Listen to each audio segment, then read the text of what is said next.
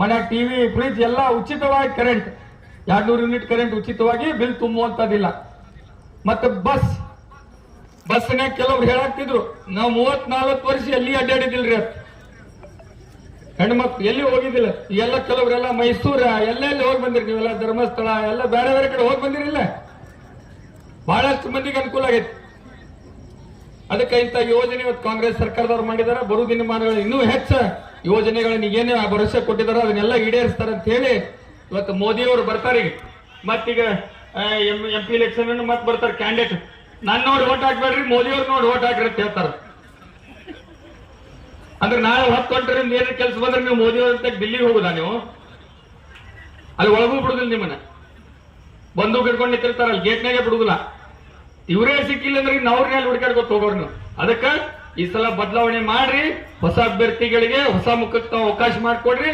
ಅವ್ರು ನಿಮ್ ಪರವಾಗಿ ಇವತ್ತಲ್ಲಿ ಲೋಕಸಭೆಯಲ್ಲಿ ಹೋರಾಟ ಮಾಡಿ ನಮ್ಮ ಬಿಜಾಪುರಕ್ಕೆ ಏನ್ ಸಮಸ್ಯೆಗಳದಾವ, ನೀರಾವರಿ ಯೋಜನೆ ಬಹುತೇಕ ವಿಚಾರ ಮಾಡಿ. ಇವತ್ತು 2013ರಿಂದ 18ನೇ ಇಸ್ವಿಯಾಗ ಸಿದ್ದರಾಮಯ್ಯನವ್ರ ನೇತೃತ್ವ ಸರ್ಕಾರದಾಗ ಇವತ್ತು MB ಪಾಟೀಲ್ ನೀರಾವರಿ ಖಾತೆ ಸಿಕ್ತು.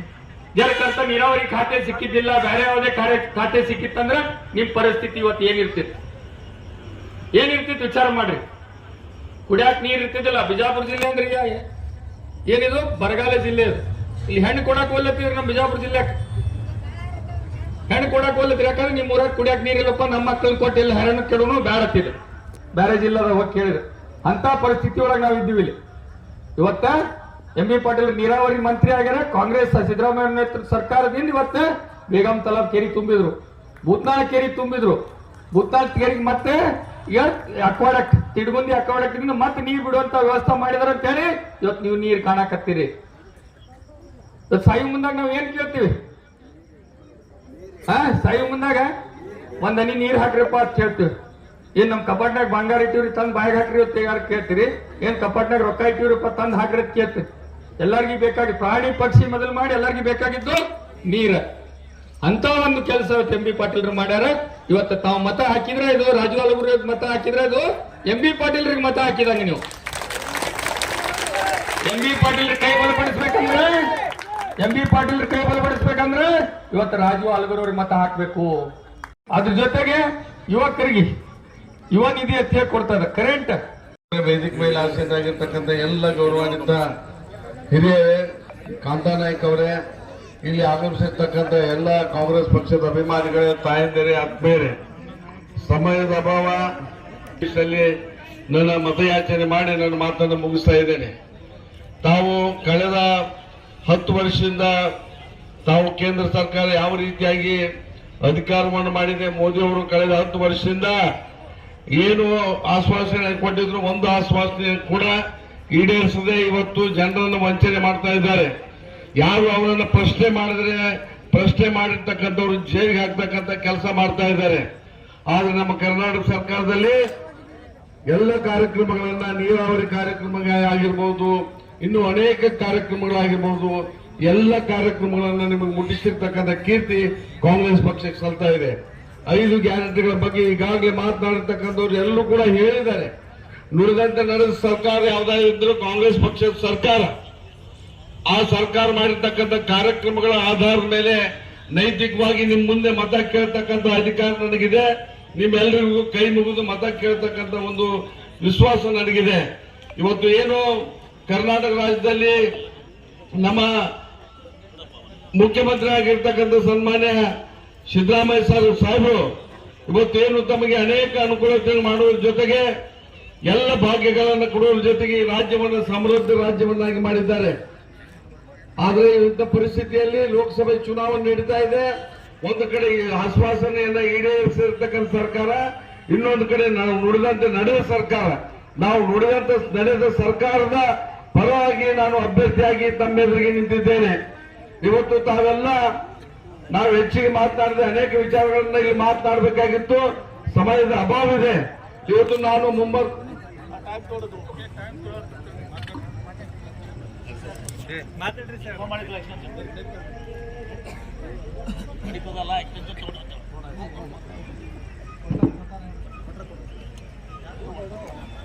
ಸಂತೋಷ. ಇವತ್ತೇನು ಸನ್ಮಾನ್ಯ ಮೋದಿಜಿಯವರು ಕಳೆದ 10 ವರ್ಷದಿಂದ ಏನ್ ಹೇಳಿದ್ರು ನಮಗೆ ಅಂತ ಹೇಳಿದ್ರೆ ಈ ರಾಷ್ಟ್ರದಲ್ಲಿ ಇರ್ತಕ್ಕಂಥ ಎಲ್ಲ ಯುವ ಜನಾಂಗಕ್ಕೆ 2,000 ಉದ್ಯೋಗಗಳನ್ನ 2 ಲಕ್ಷ ಕೋಟಿ ಉದ್ಯೋಗಗಳನ್ನ ಪ್ರತಿ ವರ್ಷ ಕೊಡ್ತೇವೆ ಅಂತಕ್ಕಂಥ ವಾಗ್ದಾನವನ್ನು ಮಾಡಿದ್ರು. ಇವತ್ತು ರೈತರಿಗೆ ಬೆಂಬಲ ಬೆಲೆಯನ್ನು ಕೊಡ್ತಕ್ಕಂಥ ವಾಗ್ದಾನವನ್ನು ಮಾಡಿದ್ರು. ರೈತರ ಒಂದು ಆದಾಯವನ್ನು ದ್ವಿಗುಣ ಮಾಡ್ತಕ್ಕಂಥ ಒಂದು ಆಶ್ವಾಸನೆಯನ್ನು ಕೊಟ್ಟಿದ್ರು. ಆಮೇಲೆ ಇಲ್ಲಿ ನಿಮ್ಮೆಲ್ಲರ ಅಕೌಂಟ್ಗೆ 15 ಲಕ್ಷ ಕೊಡ್ತಕ್ಕಂಥ ಒಂದು ವಾಗ್ದಾನವನ್ನು ಮಾಡಿದ್ರು. ಇವತ್ತು ಯಾವುದೇ ವಾಗ್ದಾನವನ್ನು ಮಾಡದೆ ಇಡೀ ರಾಷ್ಟ್ರದಲ್ಲಿ ಶೂನ್ಯ ಅಭಿವೃದ್ಧಿ, ಕೇವಲ ಭಾಷಣಗಳ ಮುಖಾಂತರ, ಟಿವಿ ಅಡ್ವರ್ಟೈಸ್ಗಳ ಮುಖಾಂತರ ಇವತ್ತು ದೇಶದ ಆಡಳಿತವನ್ನು ಮಾಡಿ ದೇಶದಲ್ಲಿ ಯಾವುದೇ ಮೂಲಭೂತವಾಗಿರ್ತಕ್ಕಂಥ ಅಭಿವೃದ್ಧಿಯನ್ನು ಮಾಡಿ ಜನರ ಜೀವನ ಮಟ್ಟವನ್ನು ಮೇಲೆ ಕೇರಿಸ್ತಕ್ಕಂಥ ಕೆಲಸ ಮಾಡಲಿಕ್ಕೆ ಅವರಿಂದ ಸಾಧ್ಯ ಆಗಲಿಲ್ಲ.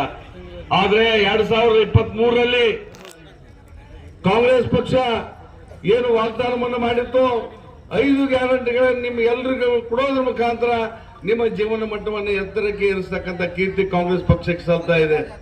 ಇವತ್ತು ಅವ್ರು ಕೇಳ್ತಾ ಇದ್ದಾರೆ, ಕಾಂಗ್ರೆಸ್ ಪಕ್ಷ ಏನ್ ಮಾಡಿದೆ 60 ವರ್ಷದಲ್ಲಿ, ಕಾಂಗ್ರೆಸ್ ಪಕ್ಷದಿಂದ ನಿಮ್ಗೇನಾಗಿದೆ ಅಂತ ಕೇಳ್ತಾ ಇದ್ದಾರೆ. ಅವ್ರಿಗೆ ನೀವೆಲ್ಲ ಹೇಳ್ಬೇಕು, ದೇಶವನ್ನ ಕಟ್ಟಿರ್ತಕ್ಕಂಥವ್ರು, ದೇಶದ ಬುನಾದಿಯನ್ನ ಭದ್ರಗೊಳಿಸಿರ್ತಕ್ಕಂಥವ್ರು ಯಾರಾದ್ರೂ ಇದ್ರೆ ಕಾಂಗ್ರೆಸ್ ಪಕ್ಷದ ಸದಸ್ಯರು ಅಂತಕ್ಕಂಥದ್ದು. ಈ ದೇಶಕ್ಕೆ ಸ್ವತಂತ್ರವನ್ನು ತಂದುಕೊಟ್ಟು ಬ್ರಿಟಿಷರಿಂದ ಸ್ವತಂತ್ರವನ್ನು ಪಡೆದುಕೊಂಡು ದೊಡ್ಡ ಹೋರಾಟವನ್ನು ಮಾಡಿ ಲಕ್ಷಾಂತರ ಜನ ಬ್ರಿಟಿಷರ ಗುಂಡಿಗೆ ಬಲಿಯಾಗಿ ಕಾಂಗ್ರೆಸ್ ಕಾರ್ಯಕರ್ತರು ಇವತ್ತು ದೇಶ ಸುಭದ್ರವಾಗಿ ಪ್ರಜಾಪ್ರಭುತ್ವದ ಆಧಾರದ ಮೇಲೆ ನಡೀಲಿಕ್ಕೆ ಕಾರಣ ಏನಿತ್ತು ಅಂದ್ರೆ ಅದು ಕಾಂಗ್ರೆಸ್ ಪಕ್ಷ ಅಂತ ಹೇಳಲಿಕ್ಕೆ ಅಭಿಮಾನ ಅನಿಸ್ತಾ ಇದೆ. ಆದ್ರೆ ಒಬ್ಬರೇ ಒಬ್ಬ ಬಿಜೆಪಿಯ ಕಾರ್ಯಕರ್ತರು, ಜನಸಂಘದ ಕಾರ್ಯಕರ್ತರು ಸ್ವತಂತ್ರ ಸಂಗ್ರಾಮದಲ್ಲಿ, ಸ್ವತಂತ್ರದ ಹೋರಾಟದಲ್ಲಿ ಭಾಗಿಯಾಗಲಿಲ್ಲ. ಇವತ್ತು ಏನಾದ್ರೂ ಅದನ್ನು ಮಾಡಿದ್ರೆ ಕಾಂಗ್ರೆಸ್ ಪಕ್ಷ. ಇವತ್ತು ನಾನು ಹೆಚ್ಚಿಗೆ ಮಾತನಾಡದೆ, ಇವತ್ತು ಕಳೆದ 15 ವರ್ಷದಿಂದ ತಾವು MP ಅವರನ್ನು ಆರಿಸಿದ್ದೀರಿ. ತಮ್ಮ ಅಮೂಲ್ಯವಾಗಿರ್ತಕ್ಕಂಥ ಮತವನ್ನು ಅವರು ಕೊಟ್ಟು ಲೋಕಸಭೆಗೆ ಅವರನ್ನ ಆರಿಸಿ ಕಳಿಸಿದ್ದೀರಿ.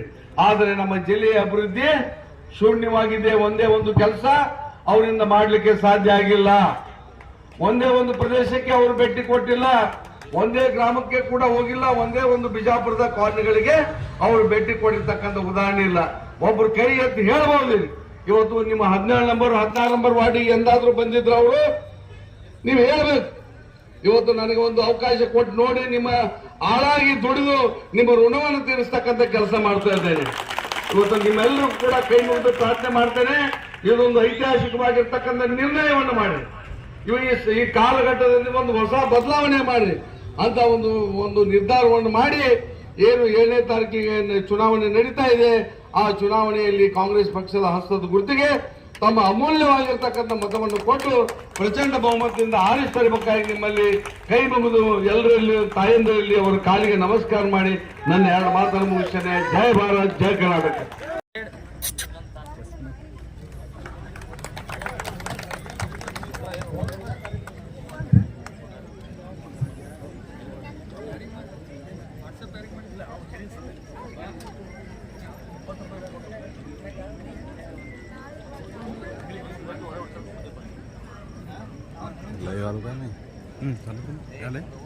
ಇವತ್ತ 10 ವರ್ಷ ಆಯ್ತು. ಆ 15 ಲಕ್ಷ ರೂಪಾಯಿ ನಿಮ್ಮ ಅಕೌಂಟಿಗೆ ಯಾರಿಗೆ ಬಂದಾವೇನು ಅಂದ್ರೆ ಯಾರು ನುಡಿದಿದ್ರು ಅದರ ಪ್ರಕಾರ ನಡೀಲಿಲ್ಲ. ಇವತ್ತು ನೋಡಿ ಬಂಧುಗಳೇ, ಏನ್ ಹೇಳಿದ್ರು ಯುವಕರಿಗೆ, ಏನ್ ಹೇಳಿದ್ರಪ್ಪ ಅಂದ್ರೆ ಪ್ರತಿ ವರ್ಷ ನಾವು ಇವತ್ತು ರಾಜು ಅಲಗರಿಗೆ ತಾವು ಮತ ಹಾಕಿ ಆರಿಸಿ ಕಳ್ಸಿದ್ದೆ. ಆದ್ರೆ ಮನ್ಯಾಗ ಕೂತಾರಲ್ಲ ಅವ್ರನ್ನ ಮತ್ತೆ 5 ವರ್ಷ ಮನ್ಯಾಗ ಕುಂಡ್ರಿಸಿ ಬಿಡ್ರಿ. ನಮ್ಮ ಜಗದೀಶ್ ಸಾಹೇಬ್ರಿಗೆ ಅವ್ರೇನು ಅಧಿಕಾರಿ ಇದ್ರು ಎಲ್ಲಿ ಹೊರಗೆ ಬಂದಿಲ್ಲ, ಅವ್ರು ಮನೆಯಾಗೆ ಕೂತಾರ, ಅವ್ರ ಅಧಿಕಾರಿ ಇಟ್ಕೊಂಡ. ಅದಕ್ಕೆ ಬೇಡ ಅಂತೇಳಿ ಸುಮ್ ಮನ್ಯಾಗ ಕುಂಡ್ರಿಸಿ ಬಿಡ್ರಿ, ಅವ್ರನ್ನ ಸಾಕು ರೆಸ್ಟ್ ಮಾಡ್ಲಿ. ಇನ್ನು ಹೊಸದಾಗಿ ಓಡಾಡುವಂತ ನಮ್ಮ ಕೆಲಸ ಮಾಡುವಂತ ರಾಜು ಅಲಗರ್ ಅವ್ರಿಗೆ ಈ ಒಂದು ಸರಿ ಎಲ್ಲರೂ ನಾವು ಎಲ್ಲ ಸೇರಿ ಅವಕಾಶ ಮಾಡಿಕೊಡು ಅಂತ ಹೇಳಿ 7ನೇ ತಾರೀಕಿಗೆ ಹಸ್ತದ ಗುರುತಿಗೆ, ಕೈದ ಗುರುತಿಗೆ ನಾವೆಲ್ಲರೂ ಪ್ರತಿಯೊಬ್ಬರು ಬಂದು ಓಟ್ ಹಾಕ್ಬೇಕು. ಬರೀ ಇಲ್ಲಿ ಬಂದು ಭಾಷಣ ಕೇಳಿ ಹೋಗುದಲ್ಲ. ಅವತ್ತಿನ ದಿನ 7ನೇ ತಾರೀಕಿಗೆ ಪ್ರತಿಯೊಬ್ರು ಬಂದು ನೀವು ಓಟ್ ಹಾಕಿದ್ರೆ ಮಾತ್ರ ನಿಮಗ್ ಬರೋ ದಿನಮಾನದಲ್ಲಿ ವರ್ಷಕ್ಕೆ 1 ಲಕ್ಷ ರೂಪಾಯಿ ಬರ್ತದ. ನಾವು ಮನ್ಯಾಗ ಕೂತ್ ಹಂಗ 1 ಲಕ್ಷ ರೂಪಾಯಿ ಬರಲಿಲ್ಲ ಬರುದಿಲ್ಲ. 1 ಲಕ್ಷ ರೂಪಾಯಿ ಅಂದ್ರೆ ಯುವ ನಿಧಿಗೆ ಭರವಸೆ ಕೊಟ್ಟಾರ. 2 ಕೋಟಿ ನಮ್ಮ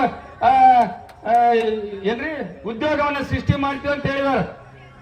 ತಮ್ಮ ಕಾಂಗ್ರೆಸ್ ಪಕ್ಷ ಅಧಿಕಾರಕ್ಕೆ ಬಂದ್ರೆ 2 ಕೋಟಿ ಉದ್ಯೋಗ ಕೊಡ್ತೀವಿ ಅಂತ ಹೇಳಿದಾರೆ.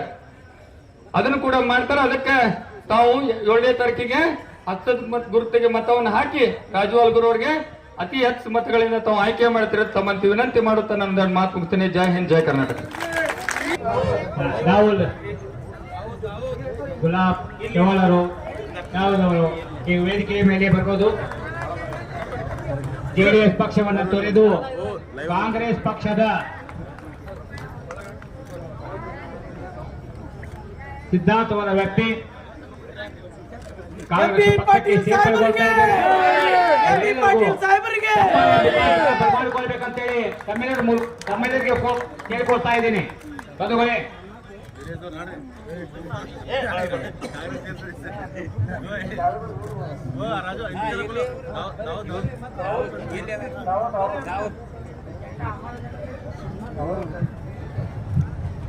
ಬರ್ರಿ ಅಣ್ಣ, ಜಲ್ದಿ ಬರ್ರಿ, ಬೇಗ ಬೇಗ ಬರಬೇಕು.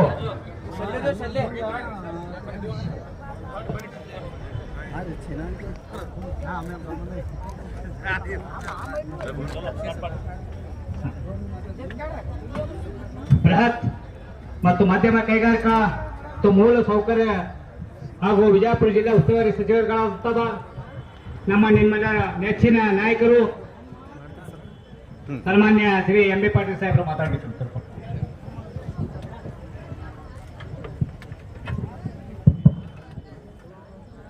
2024ರ ಭಾರತ ದೇಶದ ಲೋಕಸಭೆ ಚುನಾವಣೆ ನಮ್ಮ ವಿಜಯಪುರದ ಲೋಕಸಭೆ ಚುನಾವಣೆಯ ಕಾಂಗ್ರೆಸ್ ಪಕ್ಷದ ಅಭ್ಯರ್ಥಿಗಳಂತ ಶ್ರೀ ರಾಜು ಆಲ್ಗೂರ್ ಅವರ ಚುನಾವಣಾ ಪ್ರಚಾರ ಕಾರ್ಯಕ್ರಮದಲ್ಲಿಂದು ವೇದಿಕೆ ಮೇಲೆ ಆಸೀನರಾದಂಥ ಈ ಕಾರ್ಯಕ್ರಮದ ಕೇಂದ್ರ ಬಿಂದುಗಳಂತ ಶ್ರೀ ರಾಜು ಆಲ್ಗೂರ್ ಅವರೇ, ಶ್ರೀಮತಿ ಕಾಂತಾ ನಾಯಕ್ ಅವರೇ, ಸುನೀಲ್ ಗೌಡ ಪಾಟೀಲ್ ರೇ, ಸಂಬಣ್ಣಿ ಅವರೇ, ನಮ್ಮ ಬ್ಲಾಕ್ ಕಾಂಗ್ರೆಸ್ ಕಮಿಟಿಯ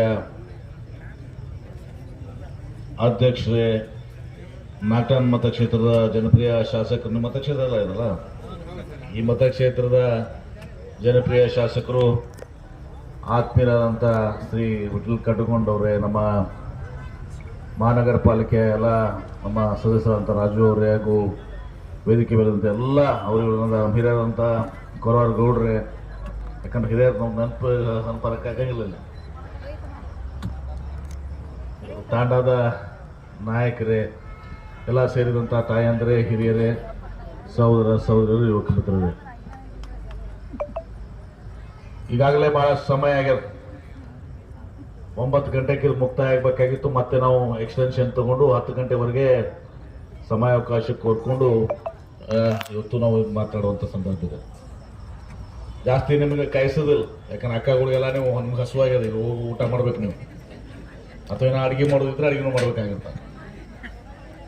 ಒಂದು ಮಾತನ್ನು ಹೇಳ್ತೇನೆ, ಈ ದೇಶಕ್ಕೆ ಸ್ವಾತಂತ್ರ್ಯ ದೊರಕಿಸಿಕೊಡೋ ಸಲುವಾಗಿ ಹುಟ್ಟಿದಂಥದ್ದು ನಮ್ಮ ಕಾಂಗ್ರೆಸ್ ಪಕ್ಷ.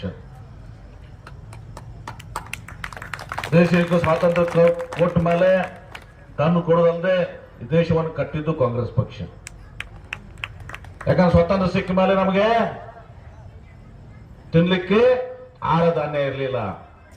ವಿದೇಶದಿಂದ ಇರುವಂತ ಅಮೆರಿಕಾದಿಂದ ಕೆಂಪು ಗೋಧಿ ಬರ್ತಿತ್ತವ, ಆ ಕೆಂಪು ಗೋಧಿ ತರಿಸಿ ಇವತ್ತು ಸಹ ಆಮದು ಮಾಡ್ಕೊಂಡು ತಿಂತಿದ್ರು. ನಮ್ಮ ದೇಶದಾಗ ಒಂದು ಸೂಜಿನೂ ಉತ್ಪಾದನೆ ಆಗ್ತಿದ್ದಲ್ಲ ಇವತ್ತು ದಿವಸ. ಇವತ್ತು ಬೃಹತ್ ಕೈಗಾರಿಕೆಗಳು, ಸಾರ್ವಜನಿಕ ಉದ್ಯಮಿಗಳು, ಜವಾಹರ್ಲಾಲ್ ನೆಹರು ಅವರು ಒಂದು ಕಡೆ ಹಸಿರು ಕ್ರಾಂತಿಯನ್ನ ಮಾಡಿ, ತದನಂತರ ಲಾಲ್ ಬಹದ್ದೂರ್ ಶಾಸ್ತ್ರಿ ಅವರು ಕ್ಷೀರ ಕ್ರಾಂತಿಯನ್ನು ಮಾಡಿ, ಹಸಿರು ಕ್ರಾಂತಿಯನ್ನು ಮಾಡಿ, ಇವತ್ತು ನಮಗೆ ಎಷ್ಟು ಆಹಾರ ಬೇಕು ಅಷ್ಟು ಆಹಾರವನ್ನು ಉತ್ಪಾದನೆ ಮಾಡೋದಲ್ಲದೆ ನಾವು ಇದು 2 ಪಟ್ಟು ಸಹ ವಿದೇಶಕ್ಕೆ ರಫ್ತು ಮಾಡುವಂತ ಶಕ್ತಿಯನ್ನು ಭಾರತ ದೇಶದಲ್ಲಿ ಕೊಟ್ಟಂತವರು ಕಾಂಗ್ರೆಸ್ ಪಕ್ಷ. ಅವತ್ತು ಸಹ ಜವಾಹರ್ಲಾಲ್ ನೆಹರು ಅವರು, ಲಾಲ್ ಬಹದ್ದೂರ್ ಶಾಸ್ತ್ರಿ ಅವರು ಸೂಜಿ ಉತ್ಪಾದನೆ ಮಾಡ್ತಿದ್ರು. ಇವತ್ತು ಬ್ಯಾಂಕ್ ನಮ್ಮ ಇದ್ರಾಗ ತಗೊಂಡು ಕರ್ನಾಟಕದಾಗ HCL, BL, BHL, BL ಹೀಗೆ ಅದಕ್ಕೊಂದು ಭಾರತ್ ಗ್ಯಾಸ್, ಇಂಡಿಯನ್ ಆಯಿಲ್ ಎಲ್ಲ ಈ ಕಂಪನಿಗಳು ಮಾಡೋ ಮೂಲಕ ನಮ್ಮ ದೇಶಕ್ಕೆ ಕಟ್ಟುವಲ್ಲಿ ಇವತ್ತು ದಿವಸ ಕಾಂಗ್ರೆಸ್ ಪಕ್ಷ ಕೆಲಸ ಮಾಡಿ. ಇಂದಿರಾ ಗಾಂಧಿ ಅವರು ಪ್ರಧಾನಮಂತ್ರಿ ಇದ್ದಾಗ ಗರೀಬಿ ಹಟಾವ್ ಅಂತೇಳಿ ರೇಷನ್ ಕಾರ್ಡ್ ಯಾರು ಕೊಟ್ಟದ್ದು? ಇಂದಿರಾ ಗಾಂಧಿ ಕೊಟ್ಟಿದ್ದು. ಪೆನ್ಷನ್ಗಳು ಕೊಟ್ಟಿದ್ದಾರು ಇಂದಿರಾ ಗಾಂಧಿ ಅವರು. ಬಡವರು ಸಲ ಮನೆ ಕೊಡಕ್ಕೆ ಪ್ರಾರಂಭ ಮಾಡಿದಾರು ಇಂದಿರಾ ಗಾಂಧಿ ಅವರು. ಇವು ಯುವಕರು ಮೊಬೈಲ್ ಹಿಡ್ಕೊಂಡಿರಲ್ಲ, ಮೊಬೈಲ್ ಕೊಟ್ಟಿದ್ದು ಇವತ್ತು ರಾಹುಲ್ ಗಾಂಧಿ ಅವರು, ರಾಜೀವ್ ಗಾಂಧಿ ಅವರು. ಮೊಬೈಲ್ ಆಗಲಿ, ಟೆಲಿಫೋನ್ ಆಗಲಿ, ಕಂಪ್ಯೂಟರ್ ಆಗಲಿ ತಂದು ರಾಜೀವ್ ಗಾಂಧಿ ಅವರು. ಮುಂದೆ ನಂತರ ಮನಮೋಹನ್ ಸಿಂಗ್ ಅವರು ಪ್ರಧಾನಮಂತ್ರಿಯಾಗಿ ಮಹಾತ್ಮ ಗಾಂಧಿ ರೋಜ್ಗಾರ್ ಯೋಜನೆ, ಇವತ್ತು ಶಿಕ್ಷಣ ಕಾಯ್ದೆ, ಆಹಾರ ಕಾಯ್ದೆ ಅಂತ ತಂದು ಕೊಟ್ಟಂತವರು ಮನಮೋಹನ್ ಸಿಂಗ್ ಅವರು. 72,000 ಕೋಟಿ ರೈತರ ಸಾಲ ಮನ್ನಾ ಮಾಡಿದರು. 72,000 ಕೋಟಿ. ಮೋದಿ ಅವರು ಹೇಳ್ತಿದ್ರು, ಕಾಂಗ್ರೆಸ್ನವ್ರು ಏನ್ ಮಾಡ್ಯಾರ 70 ವರ್ಷನಾಗ, ಒಂದ್ಸಲ ನಂಗೆ ಅವಕಾಶ ಕೊಡ್ರಿ. 2014 ದೊಡ್ಡ ಪ್ರಚಾರ ಮಾಡಿದ್ರು. ಏನಂದ್ರ ಒಮ್ಮೆ ಅಧಿಕಾರ ಕೊಡ್ರಿ, 70 ವರ್ಷನಾಗ ಕಾಂಗ್ರೆಸ್ ಮಾಡಿದ ಕೆಲಸ ಬರೀ 7 ವರ್ಷನಾಗ ಮಾಡಿ ತೋರಿಸ್ತೇನೆ ಅಂತ ಹೇಳಿ. ಈ ದೇಶದಾಗ ದೊಡ್ಡ ಬದಲಾವಣೆ ತರ್ತೀನಿ. ಎಲ್ಲಾ ತುಟ್ಟಾಗ್ಯಾವ, ಪೆಟ್ರೋಲ್, ಡೀಸೆಲ್, ಗ್ಯಾಸ್ ಸಿಲಿಂಡರ್, ಆಹಾರ ಪದಾರ್ಥ ಎಲ್ಲ ಕಡಿಮೆ ಮಾಡ್ತೀನಿ. ಅಚ್ಚೇ ದಿನ ಹಿಂಗೆ ಒಳ್ಳೆ ದಿನ ಬರ್ತಾವ ಅಂತ ಹೇಳಿದ್ರು. ಸುಳ್ಳಿಗೌಡ್ರು ಹೇಳಿದ್ರಲ್ಲ, 64 ರೂಪಾಯಿ ಪೆಟ್ರೋಲ್ ಇದ್ದದ್ದು 108 ರೂಪಾಯಿ. ಗ್ಯಾಸ್ ನಿಮ್ಮ ಡೀಸೆಲ್ 54 ರೂಪಾಯಿ ಇದ್ದದ್ದು 88 ರೂಪಾಯಿ. ಗ್ಯಾಸ್ ಸಿಲಿಂಡರ್ 1 ರೂಪಾಯಿ 2 ರೂಪಾಯಿ ಜಾಸ್ತಿ ಆಗಿದ್ರ ಆ ಶೋಭಾ ಕರಂದ್ಲಾಜೆ ಅಕ್ಕ ಆಮೇಲೆ ನಮ್ಮ ಸ್ಮೃತಿ ಇರಾನಿ ಗ್ಯಾಸ್ ಸಿಲಿಂಡರ್ ತೆಲಿಬೇಕು ಅಡ್ಡಾಡ್ತಿದ್ರು ಡೆಲ್ಲಿಯಾಗಿ. 2 ರೂಪಾಯಿ ತುಟ್ಟಾಗ್ಯದ ಗ್ಯಾಸ್ ಸಿಲಿಂಡರ್, 1 ರೂಪಾಯಿ ತುಟ್ಟಾಗ್ಯದ. ಈಗ 400 ಇದ್ದದ್ದು 1 ರೂಪಾಯಿ 2 ರೂಪಾಯಿ ಅಲ್ಲ, 400 ಇದ್ದು 401 ಆಗ್ಲಿ, 2 ಆಗ್ಲಿ, 5 ಆಗ್ಲಿ, 410 ಆಗ್ಲಿ, 420 ಆಗ್ಲಿ. ಎಷ್ಟಾಗ್ಯದ? 1200 ರೂಪಾಯಿ, 800 ರೂಪಾಯಿ ತುಟ್ಟಾಗ್ಯದ. ಈ ಕಾಂತ ನಾಯಕ ಯಾರು ಸಿಲಿಂಡರ್ ಇಟ್ಕೊಂಡು ಅಡ್ಡಾಡೋರು? ಅಡ್ಡಾಡ್ಬೇಕಲ್ಲ ಅವರು. ಉದಯ, ಸ್ಮೃತಿ ಇರಾನಿ, ಶೋಭಾ ಕರಂದ್ಲಾಜೆ ಇದ್ದಿದ್ರೆಲ್ಲರೂ ವರ್ಷ 2 ಕೋಟಿ ಉದ್ಯೋಗ ಸೃಷ್ಟಿ ಮಾಡ್ತೀವಿ ಅಂತ ಹೇಳಿ ಯುವಕರು ಸ್ವಾಭಾವಿಕವಾಗಿ 2 ಕೋಟಿ ನೌಕರಿ ಕೊಡ್ತಾರ. ತಪ್ಪಲ್ಲ ಯುವಕರು. ಮೋದಿ ಮೋದಿ ಮೋದಿ ಅಂತ ಜೋಶ್ನಾಗ ಜಿಗಿದಾಡಿದ್ರು ಯುವಕರು. ಸಿಕ್ಕು ಏನಪ್ಪ 2 ಕೋಟಿ ಉದ್ಯೋಗ? 10 ವರ್ಷದಲ್ಲಿ 20 ಕೋಟಿ ಆಗ್ಬೇಕಾಗಿತ್ತು. 20 ಕೋಟಿ ಉದ್ಯೋಗ ಸಿಗೋದಿರಲಿ, ಹಳೆ ಉದ್ಯೋಗಗಳನ್ನ ಸದ ನಾವು ಕಳ್ಕೊಂಡ್ರೆ ನೋಟ್ ಬ್ಯಾನ್ ಮಾಡಿದ್ರು. ಅಂದ್ರ ಎಷ್ಟು ಉಳಿತೈತಿ ದುಡ್ಡ? ಅದು ಬ್ಲ್ಯಾಕ್ ಮನಿ, ಕಪ್ಪು ಹಣ ಅಂತ ತಿಳ್ಕೊಂಡು ಮೊನ್ನೆ ನಾಗರತ್ನ ಅವರು, ಸುಪ್ರೀಂ ಕೋರ್ಟ್ ಜಡ್ಜ್ ಅವರು, ಅವರೇ ಹೇಳಿದ್ರು ಈ ನೋಟ್ ಬ್ಯಾನ್ ಮಾಡೋದ್ರಿಂದ 1 ರೂಪಾಯಿ ಫೈದೆ ಆಗಿಲ್ಲ, ಎಲ್ಲಾ ಹಣ ವಾಪಸ್ ಬಂದು 1 ರೂಪಾಯಿ ಕಪ್ಪು ಹಣ ಸಿಕ್ಕಿಲ್ಲ. ಉಲ್ಟಾ ನಮ್ದು ಏನಾಗ್ಯದಂದ್ರೆ ಪಾಪ ಸಣ್ಣ ಸಣ್ಣ ವ್ಯಾಪಾರಸ್ಥರು, ಕೂಲಿ ಕಾರ್ಮಿಕರು ಕೂಲಿ ಕಳ್ಕೊಂಡು, ವ್ಯಾಪಾರ ಕಳ್ಕೊಂಡು ಬ್ಯಾಂಕ್ ಮುಂದೆ ಪಾಳೆ ಹಚ್ಚಿ 106 ಮಂದಿ ಸತ್ತೋದ್ರು. ಅಚ್ಚೇ ದಿನ ಬರಲಿಲ್ಲ, ಉದ್ಯೋಗ ಸಿಗಲಿಲ್ಲ. ರೈತರ ಆದಾಯ ದ್ವಿಗುಣ ಮಾಡ್ತೀವಿ, ಡಬಲ್ ಮಾಡ್ತೀವಿ ಅಂತಿದ್ರು, ಡಬಲ್ ಆಗ್ಲಿಲ್ಲ. ಇನ್ಶೂರೆನ್ಸ್ ಕಂಪನಿಗಳಿಗೆ ಇನ್ಶೂರೆನ್ಸ್ ಕೊಟ್ಟು, ಖಾಸಗಿ ಇನ್ಶೂರೆನ್ಸ್ ಕಂಪನಿ ಕೊಟ್ಟು ಅವ್ರು 25,000ದಿಂದ 40,000 ಕೋಟಿ ರೂಪಾಯಿ ಫೈದೆ ಮಾಡ್ಕೊಂಡು ಅಲ್ಲಿ ಡೆಲ್ಲಿಯಾಗ ಪ್ರತಿಭಟನೆ ಮಾಡಕ್ ಹೋದ್ರೆ ಅವ್ರ ಮ್ಯಾಗ ಟಿಯರ್ ಗ್ಯಾಸ್, ಅವ್ರ ಮ್ಯಾಗ ಈ ವಾಟರ್ ಜೆಟ್ ಅಂತ ಏನಂತ ನಿಮಗೆ ಅಗ್ನಿಶಾಮಕ ಇರ್ತಲ್ಲ, ಬೆಂಕಿ ಹಾರ್ಸಕ್, ಅದನ್ನ ಹಚ್ಚಿ ಅವ್ರನ್ನ ತಡೆಗಟ್ಟಿದ್ರು, ಅರೆಸ್ಟ್ ಮಾಡಿದ್ರು, ಜೈಲಿಗೆ ಹಾಕಿದ್ರು. ಏನು ಒಳ್ಳೇದಾಗಿಲ್ಲ. ಇವ್ರು ಕಡಿದು ಒಂದ್ ಹೇಳ್ತಿದ್ರು ನರೇಂದ್ರ ಮೋದಿ ಅವರು, ನಾ ಖಾವುಂಗ ನಾ ಖಾನೆ ದೂಂಗ, ನಾ ತಿನ್ನಂಗಿಲ್ಲ, ತಿನ್ನಕ್ ಬಿಡಂಗಿಲ್ಲ. ನಂಬಿದ್ರು ಬಹಳ ಮಂದಿ. 1 ತಿಂಗಳ ತನ ಹಿಂದಿನ ತನ ಎಲ್ಲರೂ ನಂಬಿದ್ರು. ವಿದೇಶನಾಗಿದ್ದವ್ರು ನಾವು ವಿದೇಶಕ್ಕೆ ಹೋದಾಗ ಹೇಳ್ತಾರೆ ಮೋದಿ ಭಾರಿ ಪ್ರಾಮಾಣಿಕ್ರಿ. ಯಾಕಂದ್ರೆ ಕುಟುಂಬ ಇಲ್ಲ ಅವ್ರಿಗೆ, ಏನೂ ಇಲ್ಲ ಅವ್ರಿಗೆ, ಆಸೆ ಇಲ್ಲ, ಮಕ್ಕಳು ಮೊಮ್ಮಕ್ಕಳೇನು ಆಸೆ ಇಲ್ಲ. ಹಿಂಗಾಗಿ ಅವ್ರಿಗೇನು ಆಸೆ ಇಲ್ಲಲ್ಲ ಮೋದಿ ಅವ್ರಿಗೆ. ಆದ್ರೆ ಏನಾಯ್ತು, 1 ತಿಂಗಳಿಂದ ಅಂದ್ರೆ 1 ತಿಂಗಳು ಹೆಚ್ಚಾಯ್ತಾರೆ, ಎಷ್ಟಾಯ್ತು? ತಿಂಗಳು 2 ತಿಂಗಳಾಯ್ತು. ಈ ಇಲೆಕ್ಟ್ರೋಲ್ ಬಾಂಡ್ ತಂದವರು, ಚುನಾವಣೆ ಬಾಂಡ್ ತಗೊಂಡ್ಬಂದಿದ್ದಾರೆ ನರೇಂದ್ರ ಮೋದಿ ಅವರು. ಆ ಚುನಾವಣಾ ಬಾಂಡ್ನಾಗೆಲ್ಲ ಖಾಸಗಿ ಕಂಪನಿಗಳು, ಖಾಸಗಿ ವ್ಯಕ್ತಿಗಳು ರೊಕ್ಕ ಕೊಡುವುದು, ಅದು ಗೌಪ್ಯ, ಸೀಕ್ರೆಟ್.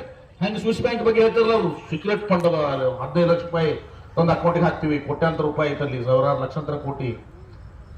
ಯಾರ ಅಕೌಂಟಿಗೆ 15 ಲಕ್ಷ ಬರಲಿಲ್ಲ ಮಾತು ಬೇರೆ, ಬಂದವನ್ ಹಾಕೊಳ್ಳೆ. ನಮ್ಮ 2,000 ರೂಪಾಯಿ ಬಂದ, ಅವರು ಎಲ್ಲಿ ಬರ್ತಂತೀನಿ.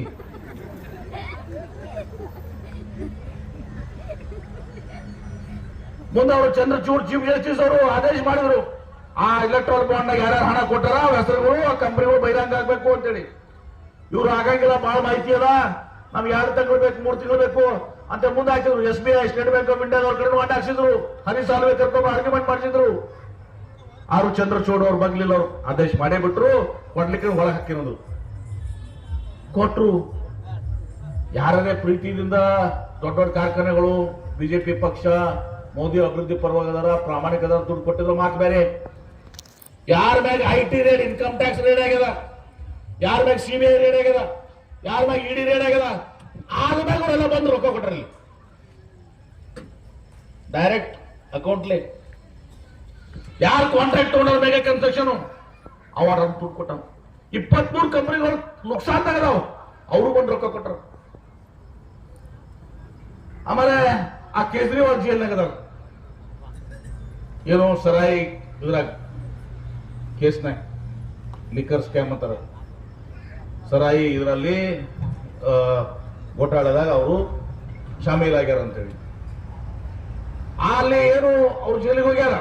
ಇವರು ಯಾರು ಆ ಜೈಲಿಗೆ ಹೋದವರಲ್ಲ, ಅದು ಕೇಜ್ರಿವಾಲ್ ಜೈಲಿಗೆ ಹೋಗ್ಯಾರಲ್ಲ, ಆ ಕೇಸ್ನಾಗ ಯಾರು ಅಪ್ರೂವ್ ಆಗ್ಯಾರ, ಆ ಅಪ್ರೂವ್ ಆದವರು 350 ಕೋಟಿ ರೂಪಾಯಿ ಕೊಟ್ಟರು. ಸಂಶಯ ಮ್ಯಾಗ ಕೇಜ್ರಿವಾಲ್ ಜೈಲಿನ ಒಳಗ ಡೈರೆಕ್ಟ್ ರೆಡ್ ಹ್ಯಾಂಡ್ ಪ್ರೂಫ್ ಇದ್ದವರು ಹೊರಗೆ.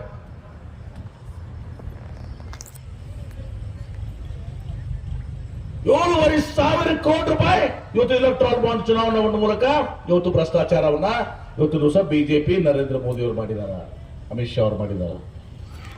ನಾ ಖಾऊंगा ನಾ ಖಾನೆ दूंगा.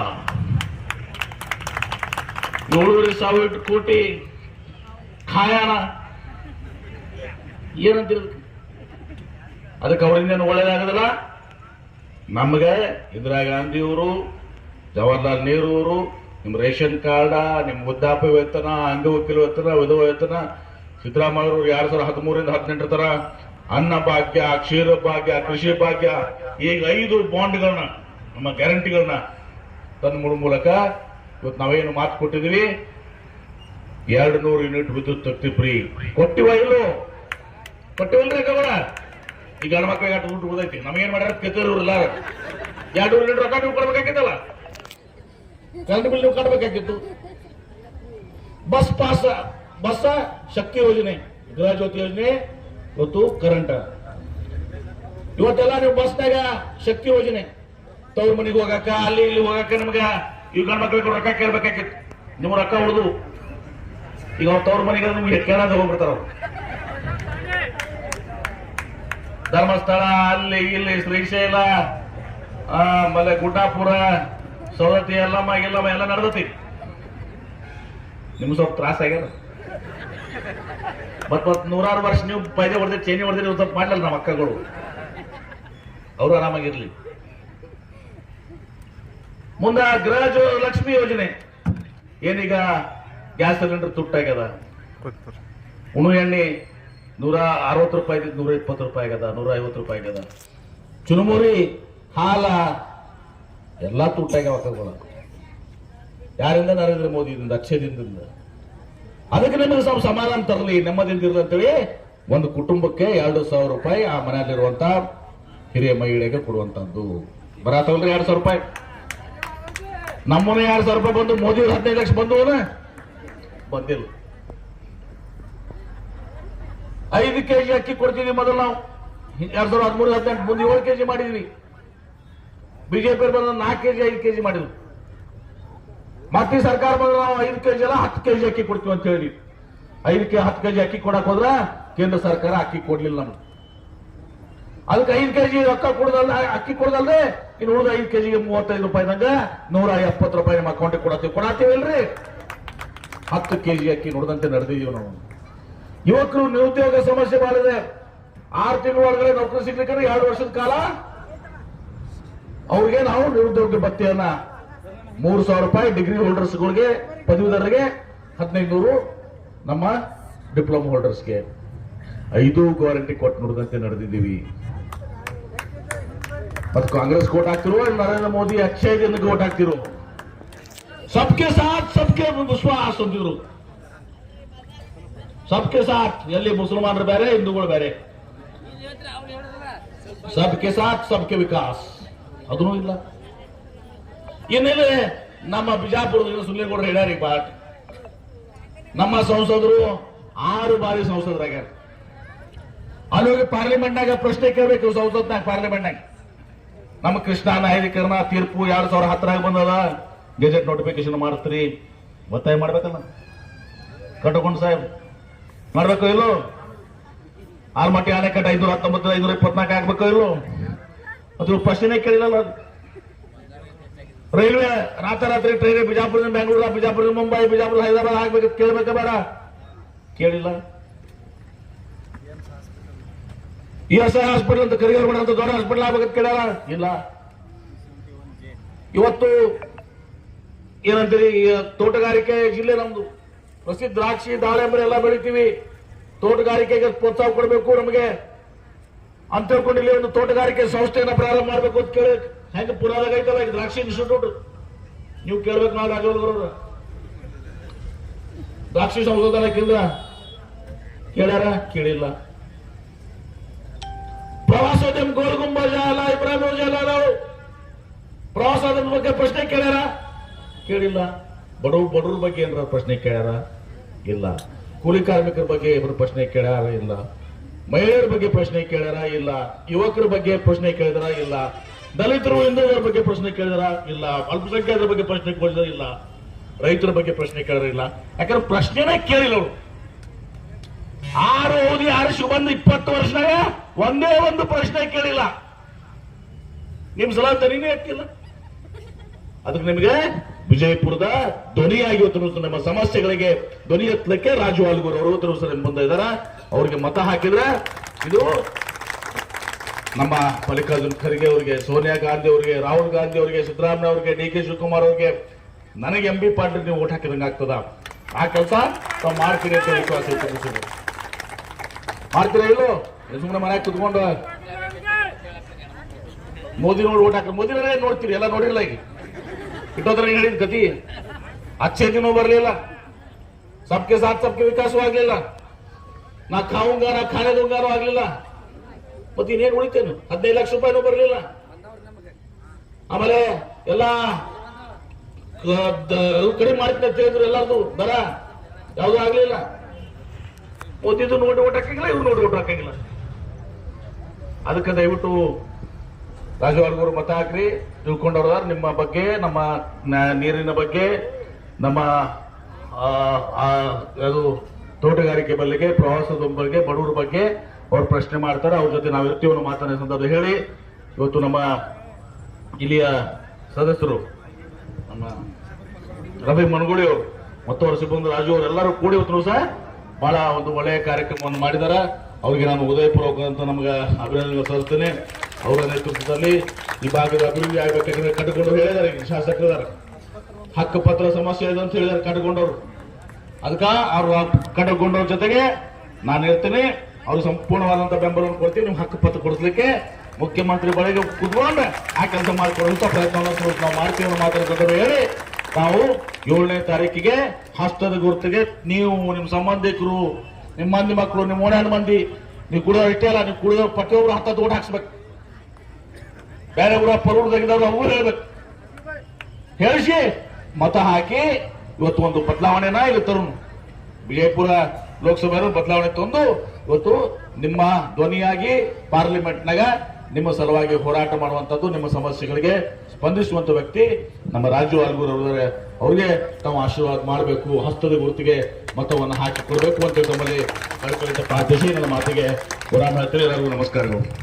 ಹಾಗೂ ರಾಜು ಜಾಧವ್ ಅವರು ಮತ್ತು ರಾಜು ಚವ್ಹಾಣ್ ಅವರು, ಅಭೇದ ಪಟೇಲ್ ಅವರು ಬಂದು ಕಾಂತಾಮಣಿಯವರಿಗೆ ಸನ್ಮಾನ ಮಾಡಬೇಕು. ಬರ್ರಿ ಬರ್ರಿ, ಬೇಗ ಕೊಡ್ರಿ, ತಗೋಬರಿ ನೀವು ಬರ್ರಿ. ಕಟಾಗದೊಡ್ಡ ಸಾಹೇಬರಿಗೆ ರಾಜೀವ್ ಜಾಧವ್ ಅವರು ಸನ್ಮಾನಿಸಿ ಗೌರವ ಕೊಡ್ಬೇಕಂತ ಹೇಳ್ಕೊಳ್ತಾ ಇದ್ದೀನಿ. ಸರಿ ಈ ಕಡೆ. ಹಾಗೆಯೇ ನಮ್ಮ ಲೋಕಸಭಾ ಅಭ್ಯರ್ಥಿಯಾದಂತಹ ರಾಜೀವ್ ಅಗೂರ್ ಸಾಹೇಬರಿಗೆ ನಾರಾಯಣ್ ಪಾಂಡು ರಾಠೋಡ್ ಅವರು ಬಂದು ಸನ್ಮಾನಿಸಬೇಕಾಗಿ ಕೇಳ್ಕೊಳ್ತಾ ಇದ್ದಾರೆ.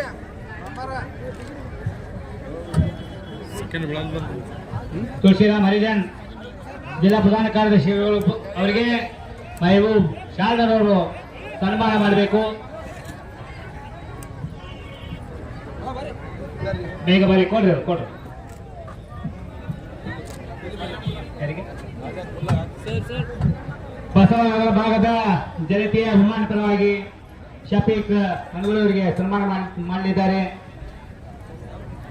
ಬೇಗ ಬಂದು ಸನ್ಮಾನ ಕಾರ್ಯಕ್ರಮ ಮುಗಿಸ್ಕೊಡ್ಬೇಕು. ಶಾಜಾನ್ ಮುಲ್ಲಾ ಈ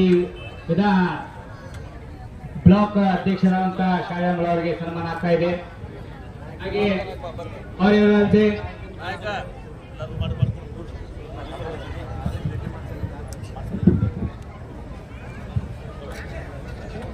ವೇದಿಕೆ ಮೇಲೆ ಉಪಸ್ಥಿತರಿರುವ ಎಲ್ಲಾ ಗಣ್ಯಾತಿಥಿಗಳಿಗೆ ಈ ಭಾಗದ ಶಫೀಕ್ ಮನಗುಳಿಯರು ಹಾಗೂ ರಾಜು ಜಾಧವ್ ಅವರಿಂದ ಮತ್ತು ಅಪಾರ ಅಭಿಮಾನಿಗಳಿಂದ ಸನ್ಮಾನ ಕಾರ್ಯಕ್ರಮವನ್ನು ನೆರವೇರಿಸಿದರು.